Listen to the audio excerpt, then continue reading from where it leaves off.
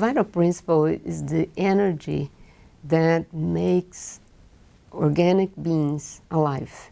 Is the essence of life in organic beings. This is to say that every being that has life has the vital principle. Everything is creation of God, the whole universe. So we understand the universe as being three parts.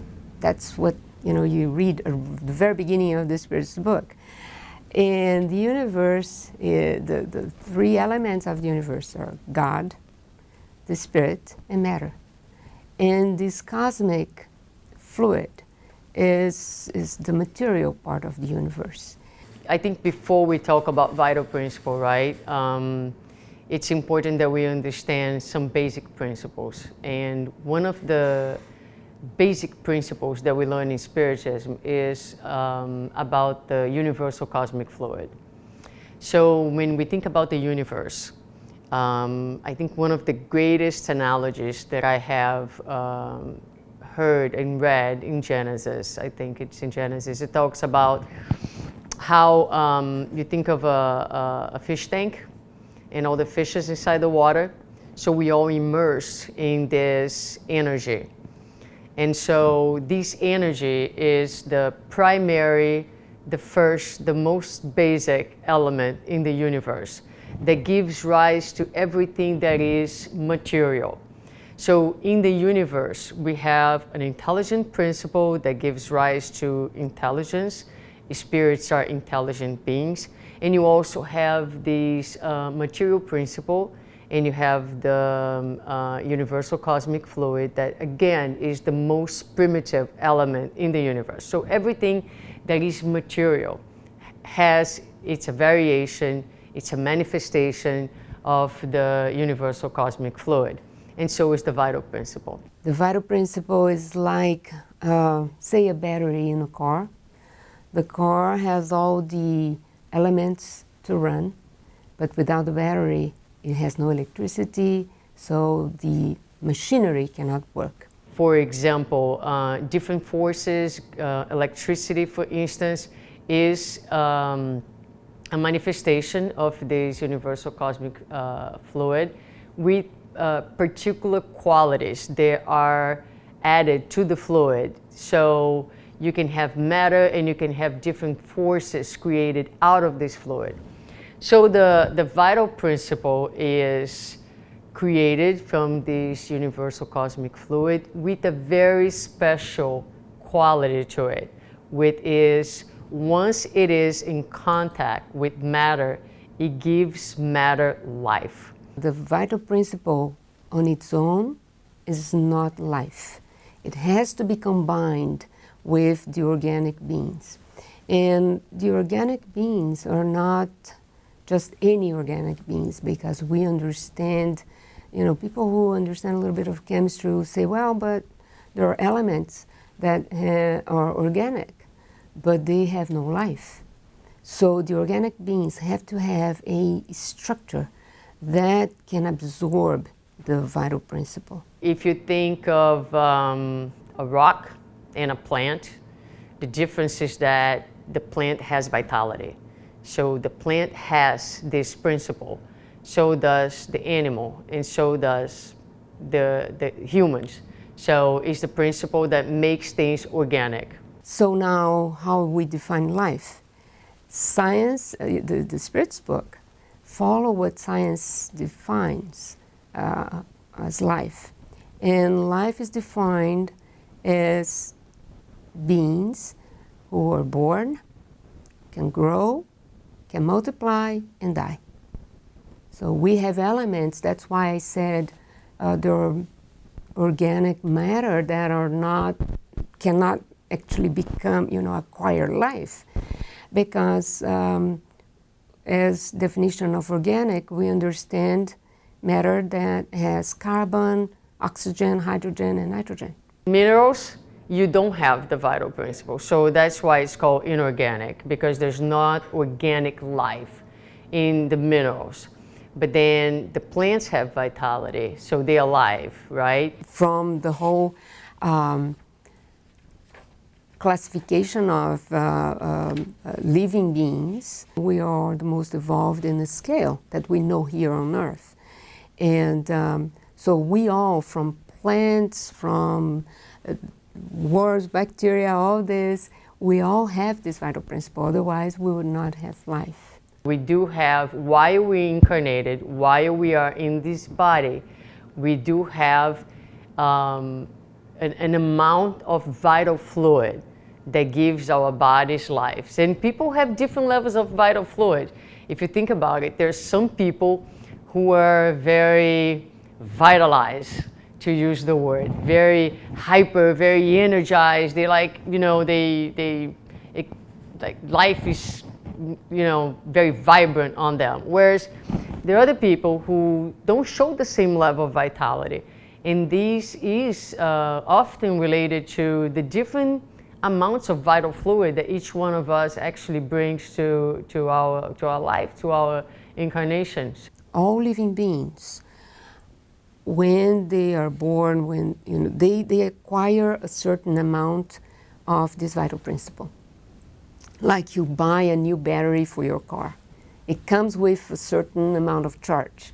Okay? But as the car runs, the car has, I don't know much about cars, but I know enough to know that the car has an alternator, and that by running, it replenishes the battery for a certain time. So you're running the battery, the charges are being used by the car running, it replenishes the battery. The same thing with our body. As the organs, as we have this vital principle that give us life, as our organs are interacting or working in harmony, we are generating, we are using, replenishing the vital principle. If the machine runs out of battery, that means it dies, it won't work. And so the same thing with our bodies. So once the vital fluid extinguishes, comes to an end, right? So the physical body fails because there's not the vitality to sustain the functioning of the organs.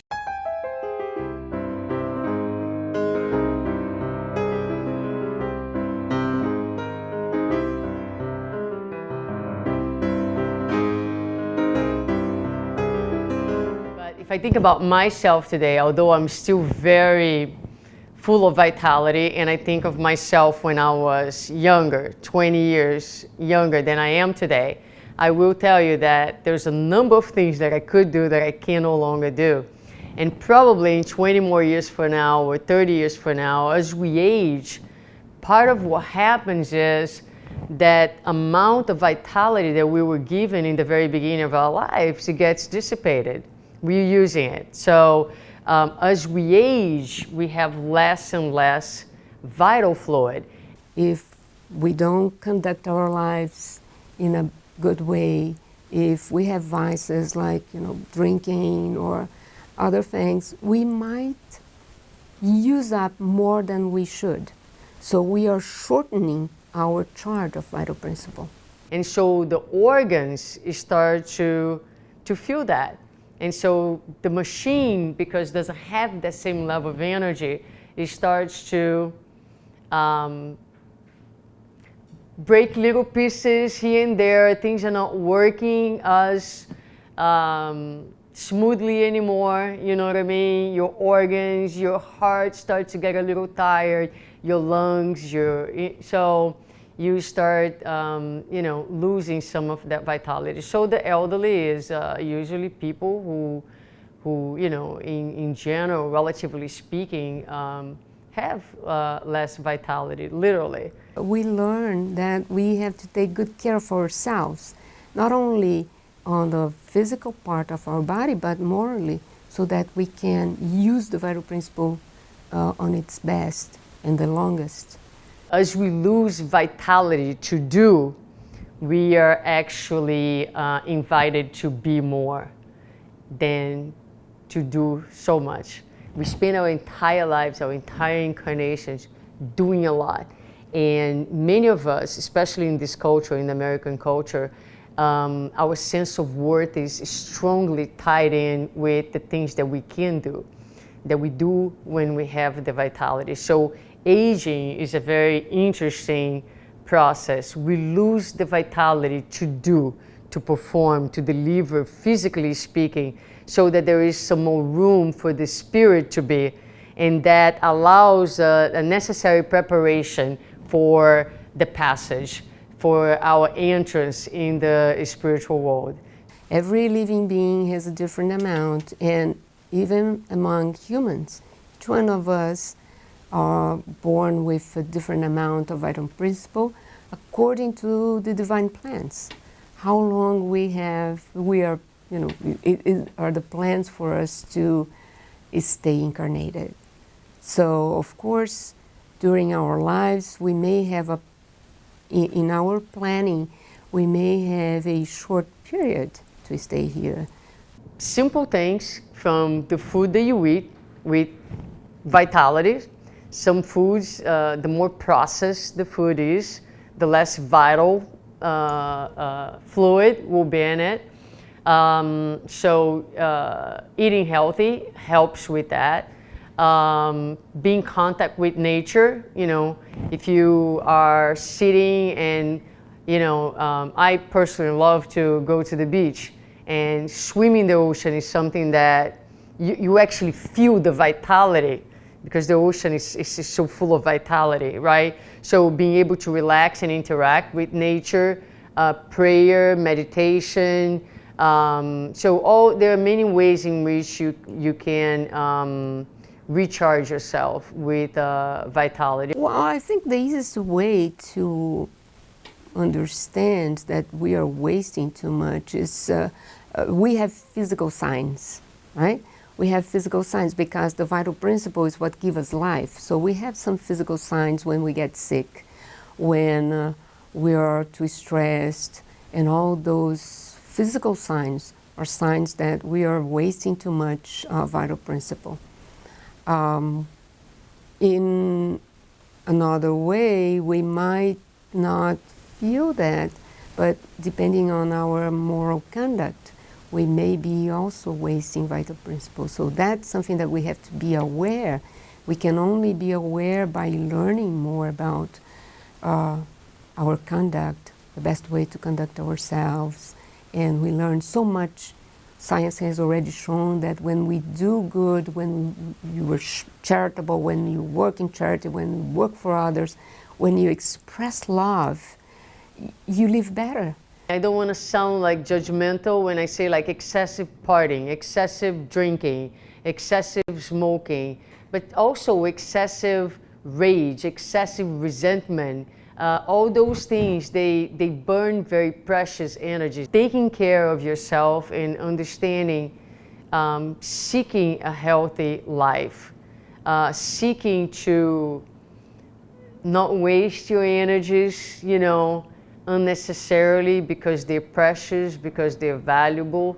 I think that, that shows a connection to God, because it shows that you understand what life is about. You understand what this lifetime is about. The main cause of death is when our organs are no longer able to hold the vital principle. So it's not that the vital principle just escaped, we don't have anymore, we wasted it all.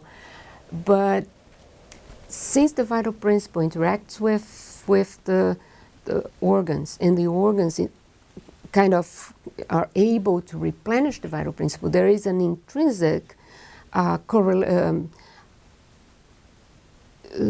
correlation between the two.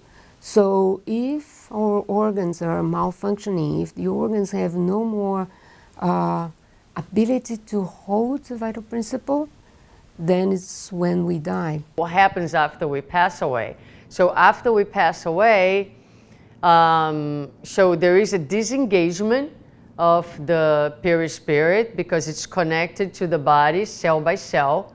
So the perispirit will disengage cell by cell, disconnect from the physical body, but this particular energy that we call the vital fluid, that dissipates, that goes back to the whole energy of the universe. So the physical body will decompose, the spirit goes on with its individuality, with its knowledge and all the virtues that it has developed. It maintains the individuality, maintains the pure spirit, which one of the functions is to keep the individuality of the being, but the energy of the vital fluid, whatever energy is left, the spirits will describe that. When they are describing the discarnation process, they describe that after the body stops working,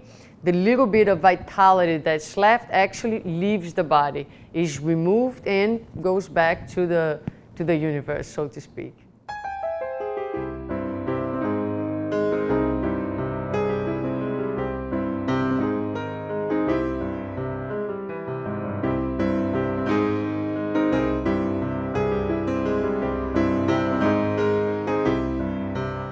So instincts are present in plants, in animals, and is present in us. And instinct is what we have that give us the quick response to defense, quick response when we are hungry, when we are in desperation. So instinct is something that is there to protect us, to help us when we cannot reason. But intelligence and instinct are different. We, as human beings, we have both. The spirits tell us in the Spirit's book that they define the spirit as an intelligence, and they tell us that the intelligence is actually an attribute of the spirit. And intelligence, it belongs to the spirit, is a property of the spirit. So intelligence comes with the spirit and stays with the spirit, and as well as memory. So that does not depend at all from the vital principle. This intelligence comes from a different principle, a principle that we don't know much about. We really don't have much information about the intelligent principle, whereas the vital fluid comes from the universal cosmic fluid. It is matter. So now we have to go a little bit and remember that, for example, plants, they have the vital principle, but they have no intelligence. Although many people say, oh, but I talk to my plants. Yeah, we can express our love, our energy, and of course this might affect plants and flowers, whatever. It does affect. But not that the plant has an intelligence that will understand or will be able to communicate. That's not possible. The animals do have intelligence. And they have what we call fragmented intelligence, whereas humans have a continuous intelligence. There is a thought that goes along with that I like very much. So animals have fragmented intelligence and humans have continuous intelligence. Humans have fragmented feelings, fragmented love, and angels have continuous love. Because we are supposed to use reasoning to promote evolution, to improve ourselves by improving the spirit morally. So we need intelligence for that. We need intelligence to understand all the mechanisms of life, all the divine laws, so that we can contribute to that and improve ourselves as a spirit. God gives us intelligence so that we can exercise this intelligence and earn our own happiness and earn our own peace, because in earning this, we're really going to know deeply and truly what is that happiness is made of. We are supposed to be helping, we're supposed to be contributing to God in the build-up of a better universe, of a better world. Our life is so precious. It is so precious. It is a gift from God. God loves us so much that God says, it doesn't matter how long it's gonna take you. It doesn't matter how many mistakes you're going to commit, because I am going to give you as many chances and as many opportunities you need in order to figure it out. So every single existence, every single time that we are incarnated, it is the mercifulness and the love of God that has granted a new beginning, a new life. And so when we think about our lives and about our physical bodies and about the fact that we are here, we should treasure this existence and try to really live it in the way that is in line with the principles of immortality that we embrace.